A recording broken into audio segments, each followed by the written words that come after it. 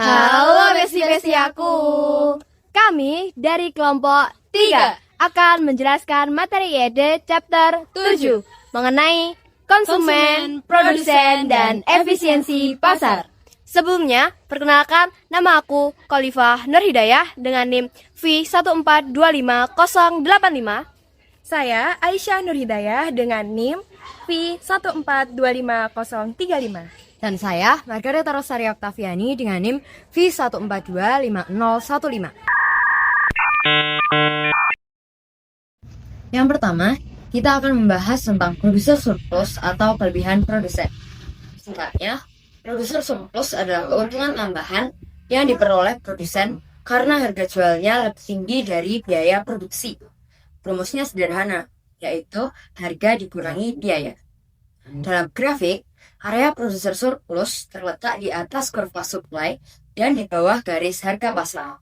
Artinya, semakin tinggi harga dibanding biaya, makin besar keuntungan yang diterima produsen.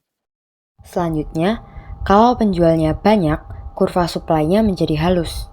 Misalnya, harga pasar ada di angka $40, sementara biaya produsen terakhir yang mau dijual adalah $30.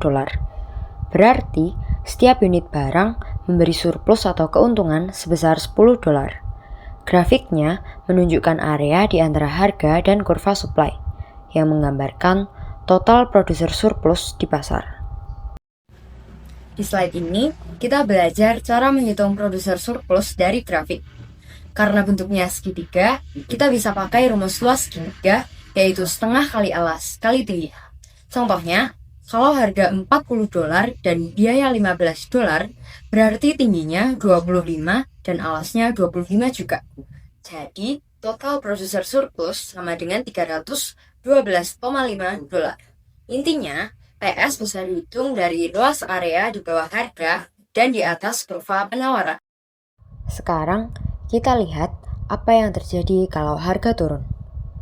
Saat harga turun dari 40 menjadi $30, produser surplus ikut turun dari 312,5 menjadi $112,5. Ada dua alasan mengapa bisa turun. Pertama, sebagian penjual keluar dari pasar karena harganya terlalu rendah. Kedua, penjual yang masih bertahan mendapat keuntungan lebih sedikit. Jadi, harga yang lebih rendah membuat produser surplus secara keseluruhan berkurang. Nah, di bagian ini adalah latihan soal untuk menghitung produser surplus. Kita diminta mencari berapa biaya marginal saat jumlahnya 10 unit, berapa total PS saat harga $20, dan bagaimana perubahan PS kalau harga naik menjadi $30. Berikut adalah pembahasan dari latihan yang telah disajikan pada slide sebelumnya. Hasil perhitungannya adalah sebagai berikut. Saat jumlah barang atau Q sama dengan 10 dan harga atau P sama dengan $20, maka produser surplus dapat dihitung dengan rumus segitiga, yaitu setengah kali 10 kali 20, hasilnya $100. Ketika harga meningkat menjadi $30, produser surplus bertambah karena dua faktor.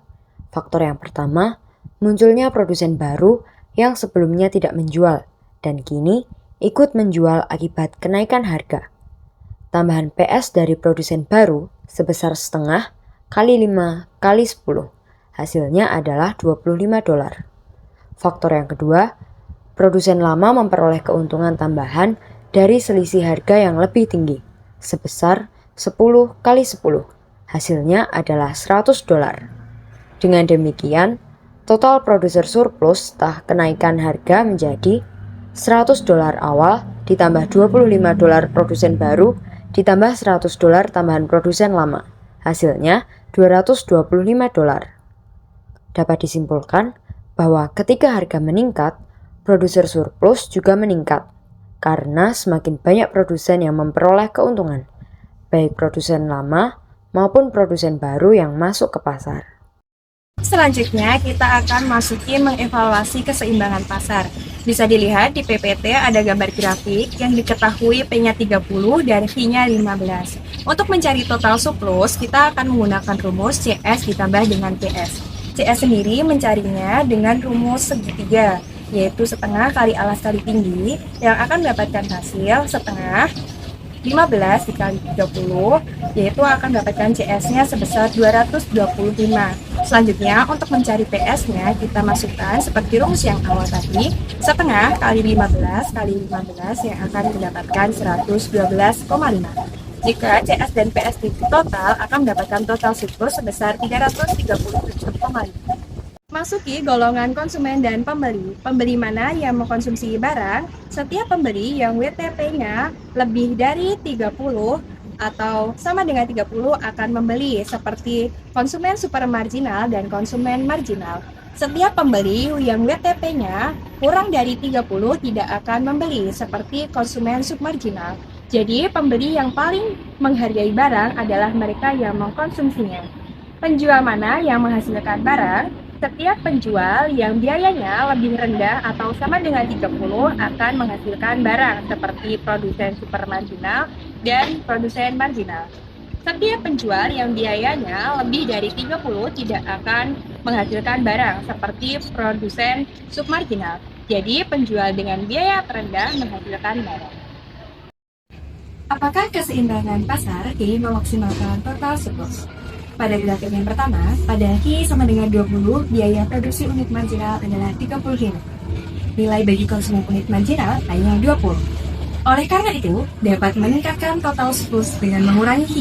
Ini berlaku pada Q yang lebih besar dari 15. Pada Q sama dengan 10, di grafik 2 ini, biaya produksi unit marginal adalah 25. Nilai bagi konsumen unit marginal adalah 40. Oleh karena itu, dapat meningkatkan total surplus dengan meningkatkan Q. Ini berlaku pada setiap Q kurang dari 15. Untuk grafik ketiga, kuantitas keseimbangan pasar memaksimalkan total surplus. Pada kuantitas lain, dapat meningkatkan total surplus dengan bergerak menuju kuantitas keseimbangan pasar. Pada slide selanjutnya, Adam Smith and the Invisible Hands. Pada buku The World of Nations Book 4, Chapter 2, Adam Smith mengatakan, by pursuing his own interest, the frequently promotes that of the society more effectually than when the really intends to promote it. Menjelaskan bahwa, menurut Adam Smith, kepentingan pribadi manusia dapat menciptakan manfaat melalui mekanisme pasar bebas, dan karena itu, pemerintah sebaiknya tidak terlalu mengatur pasar agar efisiensi alami bisa tercapai. Pada slide selanjutnya, pasar bebas versus campur tangan pemerintah.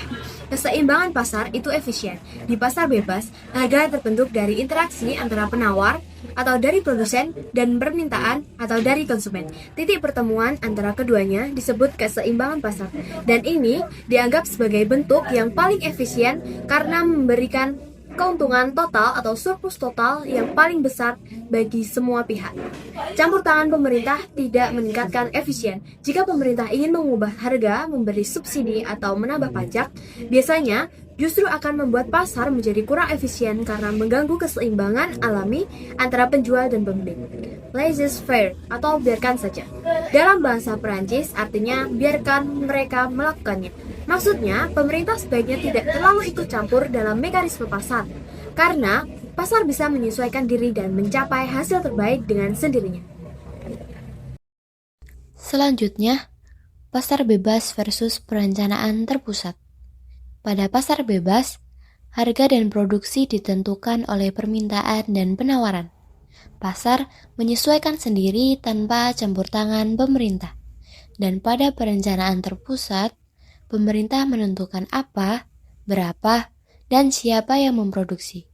Untuk efisiennya, pemerintah perlu tahu semua informasi. Akibatnya, sistem ini sering tidak efisien. Dapat disimpulkan, pasar bebas biasanya lebih efisien karena bisa menyesuaikan harga dan jumlah barang secara alami sesuai dengan permintaan dan penawaran. Di sisi lain, campur tangan pemerintah atau sistem perencanaan yang dikendalikan pusat seringkali membuat proses menjadi tidak efisien karena informasi yang diperlukan terlalu rumit untuk dikelola dengan baik.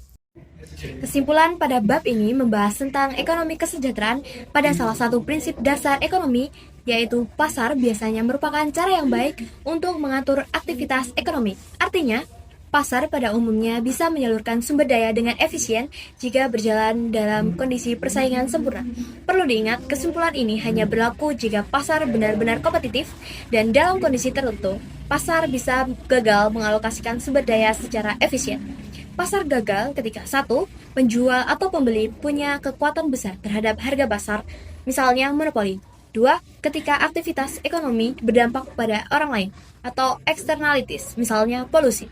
Disinilah peran pemerintah dibutuhkan dengan kebijakan publik yang ada bisa membantu memperbaiki hasil pasar pada saat terjadi kegagalan pasar. Meskipun kegagalan pasar bisa terjadi, analisis tentang pasar dan tangan tak terlihat atau invisible hand tetap penting karena dalam banyak kasus pasar masih bekerja dengan cukup baik dalam mengatur kegiatan ekonomi. Nah, pada ringkasan materi kali ini, 1. Kurva permintaan atau D curve dan surplus konsumen. Tinggi kurva permintaan atau D menunjukkan seberapa besar nilai barang bagi pembeli atau kesediaan mereka untuk membayar. Surplus konsumen adalah selisih harga yang bersedia dibayar dengan harga yang benar-benar dibayar. Pada grafik, surplus konsumen adalah area antara P dan kurva permintaan atau D. 2. Kurva penawaran atau S curve dan surplus produsen. Tinggi kurva penawaran atau S menunjukkan biaya produksi bagi penjual. Penjual mau menjual jika harga jual lebih dari biaya produksi. Surplus produsen sama dengan selisih antara harga yang diterima dengan biaya produksi. Di grafik, surplus produsen adalah area antara harga P dan kurva penawaran S. Ketiga, kesejahteraan total atau total surplus dan efisiensi pasar. Surplus sama dengan surplus konsumen plus surplus produsen. Ini digunakan untuk mengukur kesejahteraan masyarakat. Pasar disebut efisien jika total surplus maksimum, artinya barang diproduksi oleh penjual dengan biaya terendah, barang dikonsumsi oleh pembeli yang paling menghargai barang itu. Dalam persaingan sempurna, pasar efisien secara alami dan mengubah hasil pasar justru akan mengurangi total surplus. Dapat disimpulkan 1. Surplus konsumen dan produsen menunjukkan manfaat bagi pembeli dan penjual. 2. Jika digabung, keduanya jadi total surplus ukuran efisiensi pasar. Dan ketiga, dalam pasar persaingan sempurna, total surplus maksimal artinya pasar bekerja paling efisien. 3. Sekian dari kami, terima kasih. Bye-bye, Besi-Besi.